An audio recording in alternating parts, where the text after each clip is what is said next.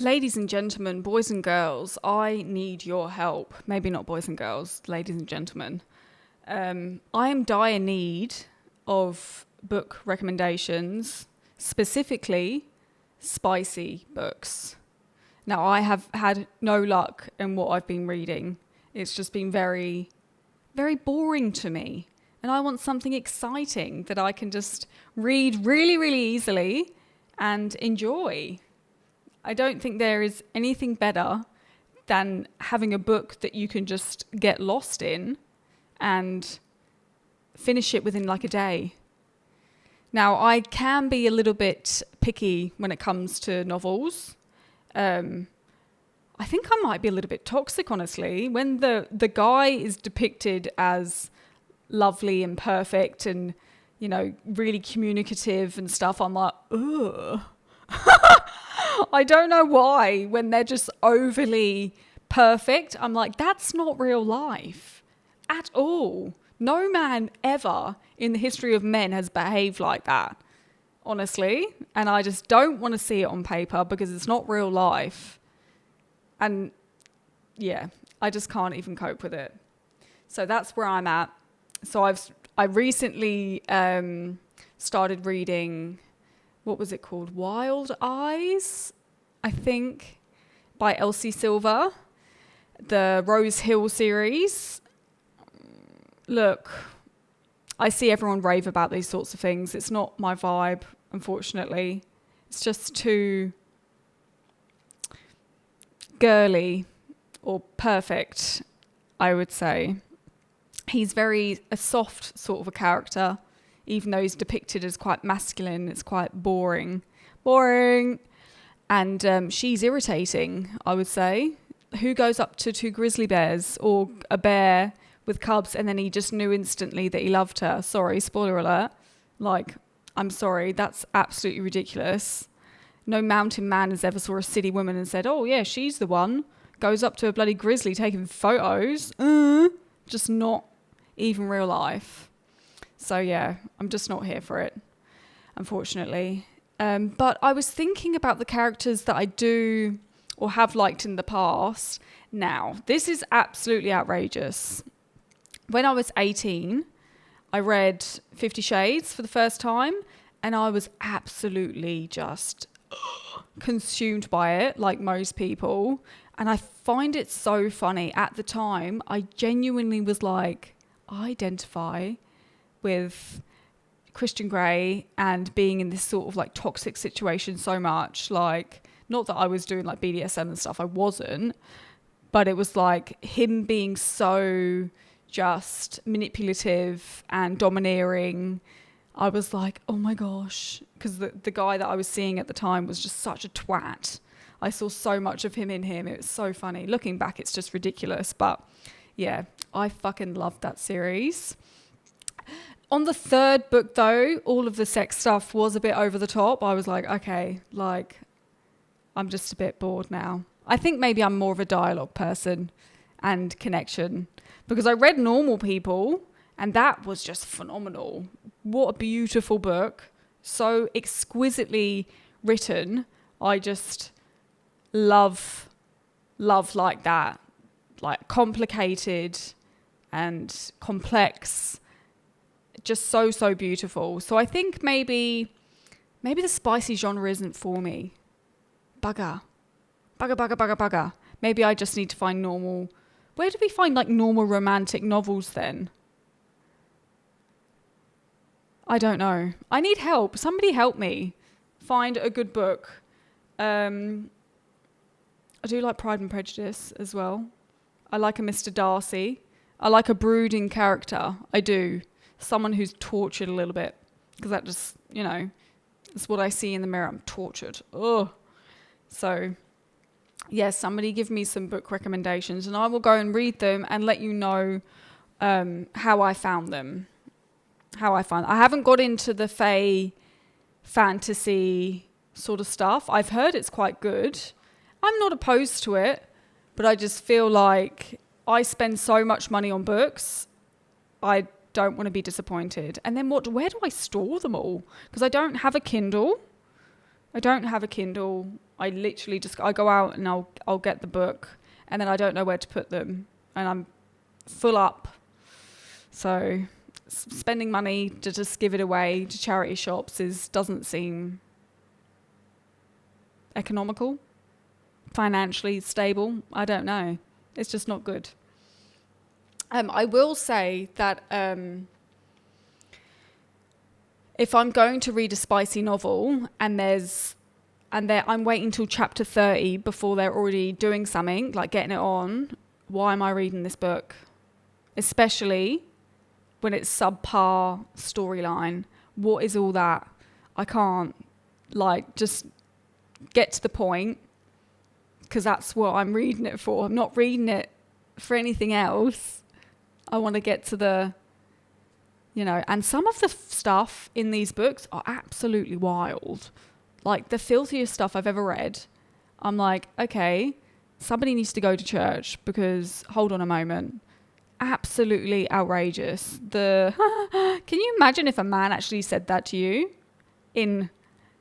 I'd be mortified. Excuse me, kind sir. That's enough. I honestly can't cope. I'm such a prude. But I like to read it.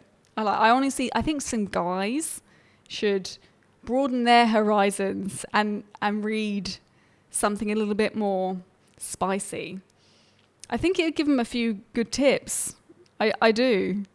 I think, your girlfriend loves a book boyfriend for a reason. Have a little read. Help yourself out. I will say I have been really, really inspired as of late to be writing myself, which has been really nice. It's been good. Inspiration doesn't always come to me quickly or all the time. It comes in bursts. And I find that I get super, super frustrated when I'm not always in creative mode. I'm not always doing something, immersing myself. So I think it's been really nice to be able to have that sort of that creative inspiration there in my head, and I can just put it on paper and even put it on canvas, because I've been painting a little bit as well, and I just absolutely love it, honestly.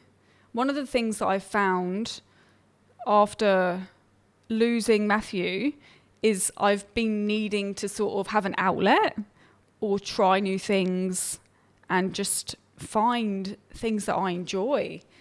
And that's been just like trial and error for so many things, but just having a go.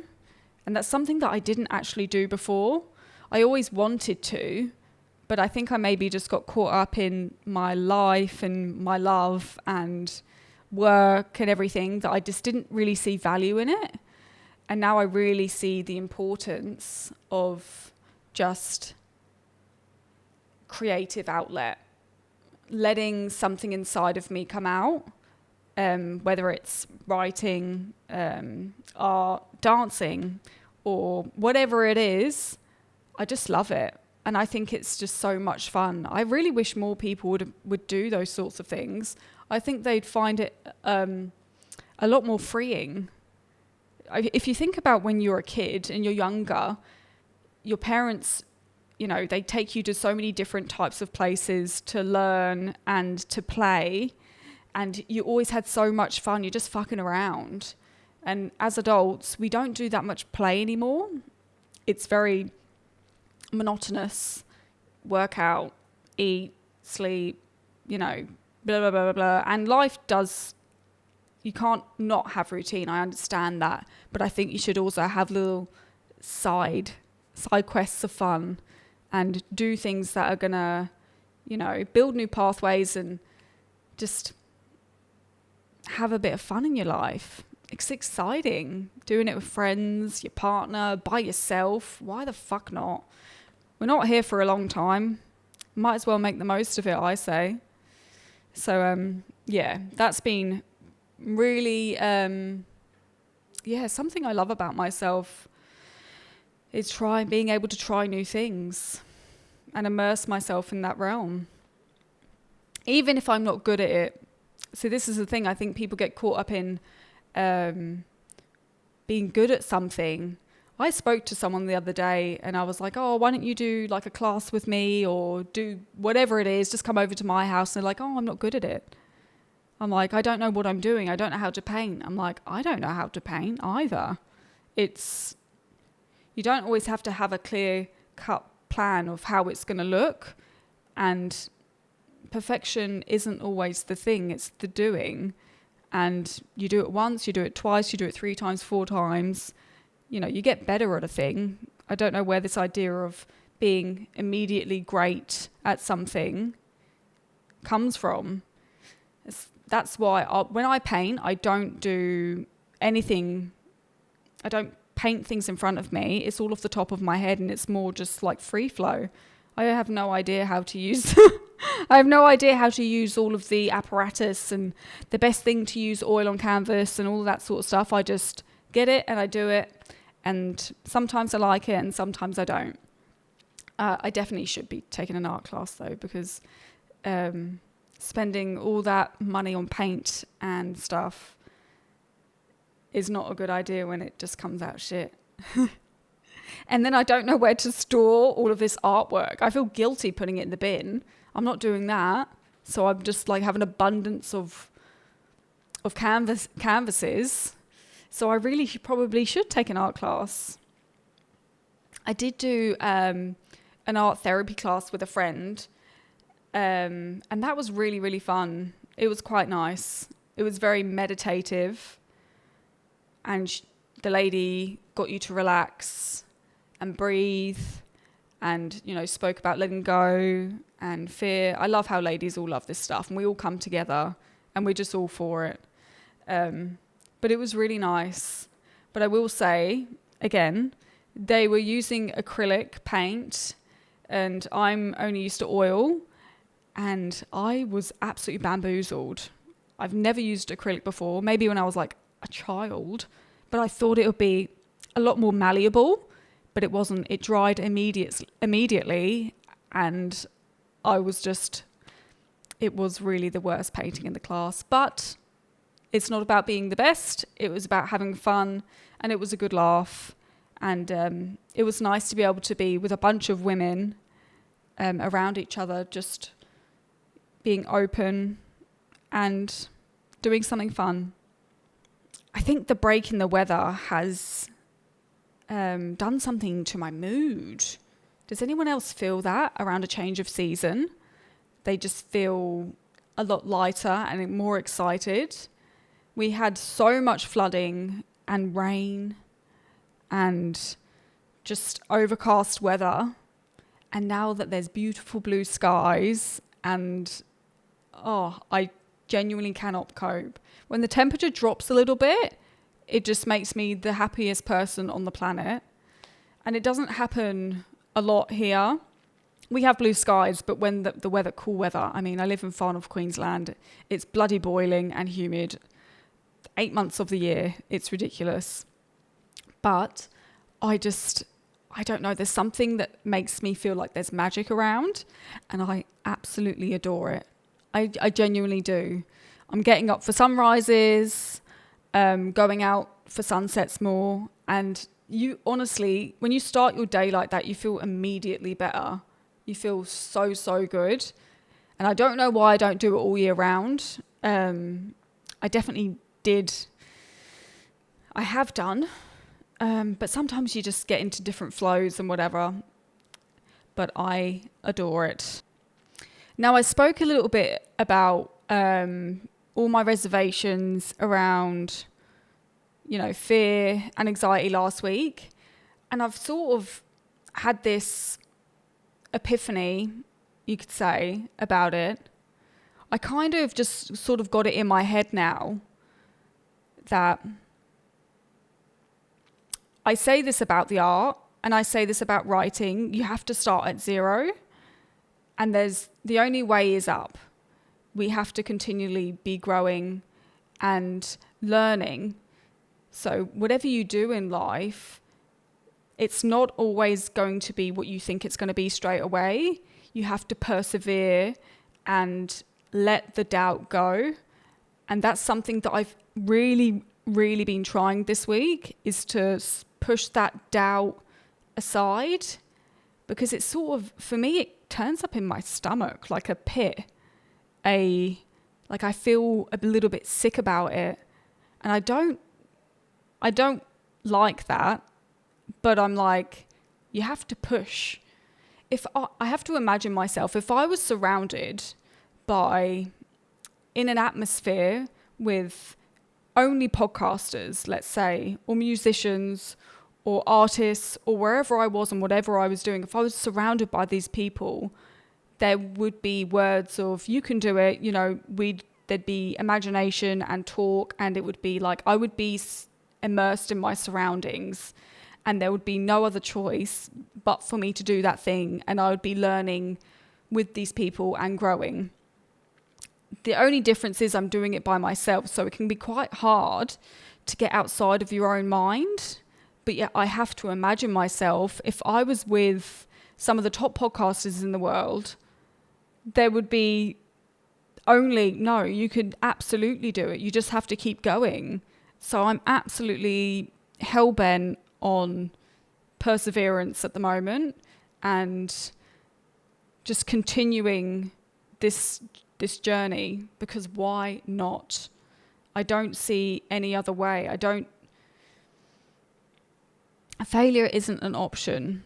Do you know what I mean? And by failure, I mean stopping. I don't mean having the most amount of views.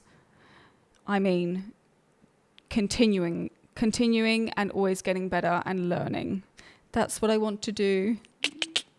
Watch me next week. I'll be like, oh my God, I've got crippling anxiety. Life is not linear. It is up and down. And it's a bloody roller coaster of a journey, I tell you what. An absolute roller coaster of a journey. But I feel so grateful and happy that I get to do it. I get to live life here. And even the world's absolutely bonkers. My Lord. I've decided the news cycle is just, I'm completely off it. I don't want anything to do with anything. I'm just completely removing myself from that sort of talk. And I know it's sort of like, that's really like clickbait stuff, isn't it? Trigger points are what people are talking about, and that's what helps things grow. Especially if you've got like a channel, you want to be doing what's trending, but not me. Not yet anyway. I just think it's so time consuming, and it just uses up your brain in a way it's just like not even useful. For a lot of people, life's hard enough as it is. I can't solve the world's problems. I don't have the capacity for that. I speak about, being aware and being included and understanding, but fucking hell, sometimes it's like, have a day off, will ya? I think it just contributes to a lot of noise that goes on in all of our heads for no reason, and we don't need it. Just, if you step outside and sit in nature, you realise that life isn't too bad, actually.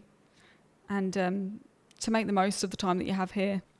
Now, with the book that I'm currently writing, I am writing what I want to read. I'm not doing it for anyone else. But I'm really struggling to get past this certain point in the book. I haven't got too far, honestly. I'm on chapter 5, and it's writing is a lot more difficult than what I thought. I'm a very imaginative person, and getting what you think, like what you can see out. Oh, actually, just quickly, there is a condition called, is it called asphyxia or something like that? I can't, when you imagine something, let's say you imagine an apple and you can see it green, I don't see colour. I can barely see the outline of the apple. Isn't that weird? Like, some people actually really see stuff properly, and I can't. I thought that was normal. I thought everyone just for visualization, I've actually always struggled. Like, I can't really see people's faces when I think of them. Like, I really have to try hard to try and see someone's face and remember it. But some people can just see it just like that. So weird. And also, I don't know if I've spoken about this before, some people don't have an inner monologue, and that just seems outrageous to me. What are you talking about? I am constantly yabbering away. People that seems sort of like psychopathic to me. How does that even, and why? Why are we all so different? Anyway, that was just a little side thing. Where was I going with that? Yes, trying to get it onto the paper, and, you know, because I want the characters to really be I want them to have a lot of personality, a lot of character. I really want to show their characteristics, all of their fears, hopes, dreams, everything like that, quite well. I should do a writing course, really. But I love that there are so many people that are doing so self-published novels. Like, I guess it really doesn't mean anything. Well, I guess it does mean something, but you're able to do things on your own timeline. And, you know, if you understand language and storytelling, you can do anything you want. So, yes, I am really, really trying to push past the procrastination and the block on that. Even though I'm inspired, I still get quite blocked on it. And it's interesting coming back to what you've written and how you adjust and adapt, and you can make it better. You know, we'll see. I really, really want to... it's such a big thing for me to get this thing finished. I would absolutely love to be able to finish this book, and I feel like that would be such an accomplishment. So yes, I just need to do it and not think about it. And this is something that other writers have said. Write anything. Something on a page is better than a blank page. Just put anything down. You can edit, adjust. Not everything comes out great, first of all. But having the discipline to just, and the focus to sit down and write, fucking hell, this day and age, everything's just distracting, and it's got you. If there are any other writers out there with any tips and tricks, please give me a hoy. Give us a tip. It would be much appreciated. Now, I did say this on my Instagram the other day. The reason I called this podcast Always Bet On Yourself, because that was something that my late husband would say. He got it engraved in a watch for my brother. It's just something that has always stuck with me, and I really think people should do the same. You know, it doesn't have to be some bloody huge thing that we do in life, but it's just making the choice to choose you and bet on yourself. So that's me. I hope you all have a wonderful week, and I will see you next time. Mwah.